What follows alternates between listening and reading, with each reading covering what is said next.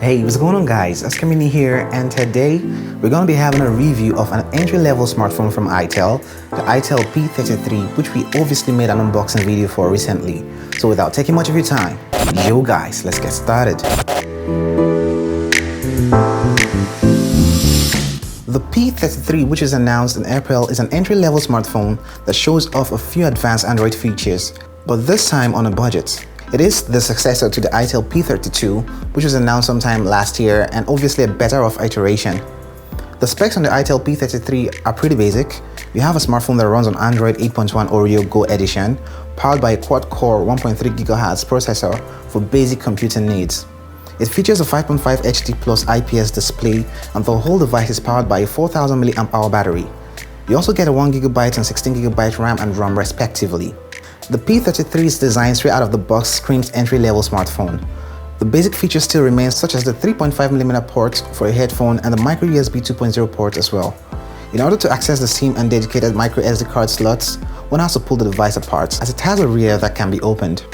We do not expect a whole lot from this device that costs roughly $70 US, and thus we obviously don't have 4G capability on the itel P33. The display is an HD Plus 5.5-inch display, and this means you can have your videos or YouTube video stream at 720p.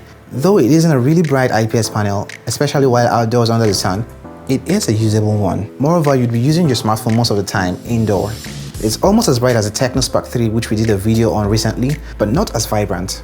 I tend not to like the quality and color representation on it, but come on, every time I try to find something I'd bash on this device, I simply remember the price point at which it's sold and have to hold back, as no brand currently offers such value for money right now in this space. These are the little sacrifices made in order to get to that price point. The truth about the itel P33 in terms of the design is the fact that it so looks like the P32. They've got a lot going on here, and one thing I noticed to be different about these smartphones is the camera quality. And speaking of cameras, this smartphone features a dual camera setup at the rear, an 8-megapixel main shutter, and a secondary camera for depth sensing. For me, depth sensing is yet a synonym to does nothing in entry-level smartphones.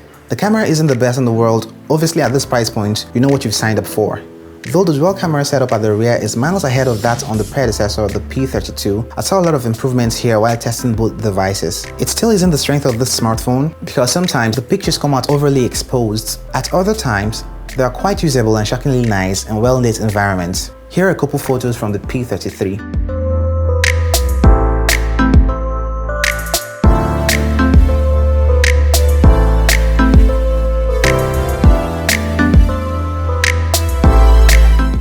The 5-megapixel front-facing camera, on the other hand, isn't something I want to talk about here. I actually didn't find it usable indoors. With a 1GB of RAM and 16GB internal memory, there's a slightly better performance over the predecessor. 16GB was really necessary, as I couldn't help but wonder why the P32 had 8GB of internal memory. More so, slapping on Android 8.1 Oreo Go edition is simply the best thing that happened here. For those who care to know, the reason for the Go edition being to deliver a quality and smooth experience to users on low configuration smartphones running on 512MB or 1GB of RAM. With this version of Android, you get a set of light apps which will run faster on entry-level smartphones like the P33. The OS is optimized to take up 50% less space, hence you get a net result of double the amount of available storage on the P33 than any device its level without Android Go.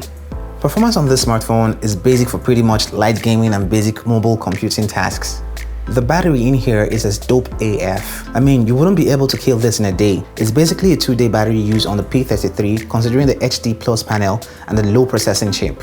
If your main desire in getting a smartphone is to get one with massive battery life that outlives you, then this is your device. So what's my verdict on the itel P33? This is a budget-friendly or low-cost smartphone that can be seen to flaunt several high-end features such as the fingerprint tech, huge battery capacity, face unlock feature, and this kind of smartphones are marketed towards consumers who have fairly basic mobile communication and computing needs.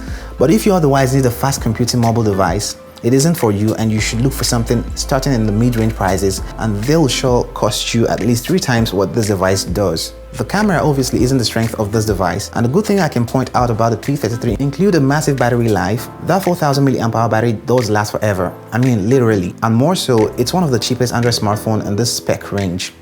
So if you're on a very tight budget but want to experience what it feels like to own a decent smartphone, or what Android is all about, the itel P33 is for you. Otherwise, look elsewhere. There you have it, my review on the itel P33. If you did love this video, come on man, hit that like button and do not forget to subscribe if you haven't done that already. For now, it's goodbye and I'ma catch you in the next one.